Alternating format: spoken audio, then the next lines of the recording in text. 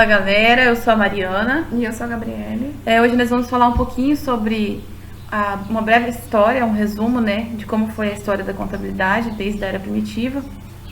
Vamos trazer um resumo para vocês. O homem primitivo ele já praticava uma contabilidade rudimentar quando ele cortava os seus instrumentos de caça, pesca e seus rebanhos. Porém, foi na Mesopotâmia, na região situada entre os rios Frates e Tigre, no atual Iraque, que foram encontrados os primeiros registros patrimoniais. Aí o homem começava a registrar o seu patrimônio e deu-se origem ao diário. Os séculos passam, surgem novas civilizações e em torno do Baixo Nilo, nas planícies de inundação, floresceu a agricultura e com ela um povo deixou seu legado, que foram os egípcios. O papiro colhido às margens do grande rio, onde os escribas registravam seus movimentos, eram seus primeiros livros contábeis. Dos portos do Tiro e Sidom, os fenícios navegavam pelo Mediterrâneo, onde ele era escondido na área da rede de comércio. Foram eles os primeiros a desenvolver as trocas em bases monetárias, onde simplificaram seus registros e símbolos. Dos portos de Tiro e Sidom, os fenícios navegaram pelo Mediterrâneo, expandindo sua rede de comércio. Foram eles os primeiros que desenvolveram as trocas de bases monetárias e simplificaram os registros por símbolo. Da Península Itálica vieram os romanos, onde nascia o maior e o mais desenvolvido império da antiguidade, que se expandiu na Europa, norte da África e do Oriente Médio, conquistando povos e nações, levando a paz humana e o que se pode chamar de um sistema jurídico de contabilidade organizada. Mas impérios nascem, crescem e morrem, e com a Roma não foi diferente. Hortas e bárbaros invadiram a península. O som das batalhas ecoavam por todos os lados. Deu-se aí a queda do Império Romano. A partir da queda do Império Romano, nós passamos para o final da Idade Média e o Renascimento. Os árabes, ao invadirem a Península Ibérica, trouxeram obras manuscritas de contabilidade que influenciaram muito o comércio da velha Europa. Esse comércio floresceu nas cidades italianas de Veneza, Genova, Florença e Pisa. Os comerciantes necessitavam de uma escrituração capaz de refletir os interesses dos credores e investidores que seriam úteis nas suas relações com os consumidores e fornecedores. Assim, a sistematização da contabilidade estava a caminho. Também as artes e as ciências se desenvolvia um mundo onde deixava a Idade das Trevas e a Era do Nascimento de Lucas Pacioli. Também as artes e as ciências se desenvolviam o mundo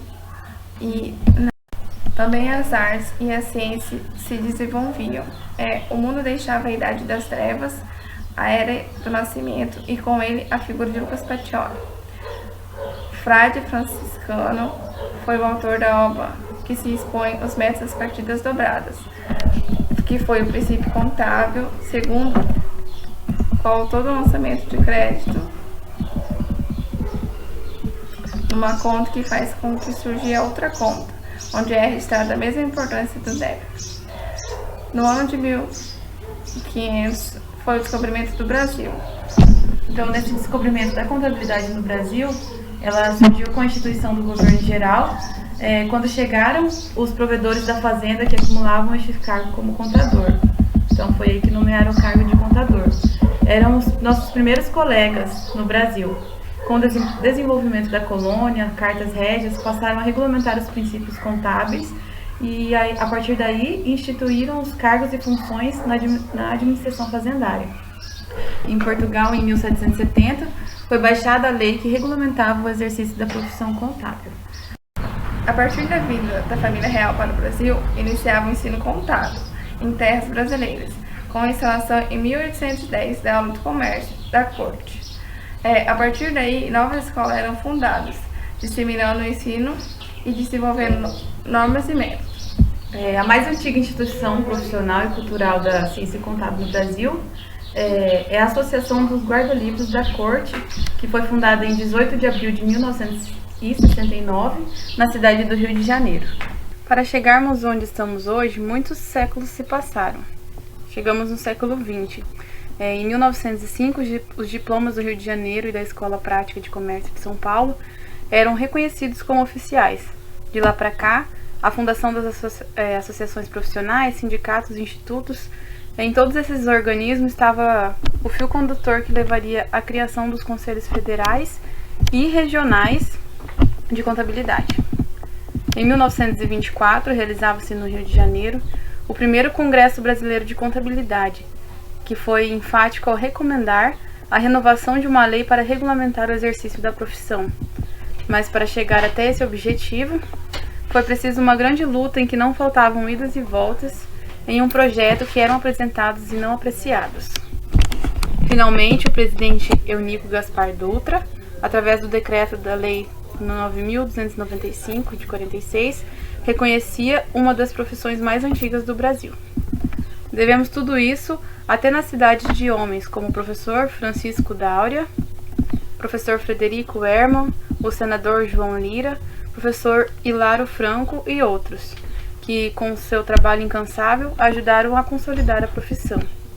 O sistema CFC e CRC tem absoluta consciência do cumprimento de sua missão institucional, que é assegurar o exercício legal da profissão.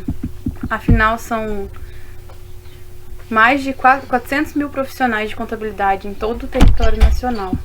A capacitação e a valorização do contabilista fortaleceu o crescimento das entidades representativas e promoção do desenvolvimento contábil. São objetivos perseguidos do dia a dia e hoje o sistema desfruta de credibilidade em razão do Código de Ética, da democratização, da representatividade legal com todos os conselhos regionais, tendo assento no plenário da elaboração técnica contida no acerto das normas brasileiras de contabilidade, da votação de sedes em todos os estados brasileiros e disponibilização de meios e facilidade de mobilização de inteligências.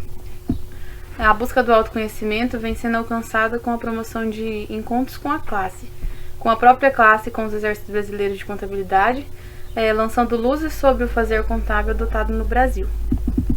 Daí em diante segue concretizando cada conquista, na sua irredável determinação de construir um futuro sempre melhor para a classe contábil e para o bem da sociedade brasileira em sintonia com a humanidade.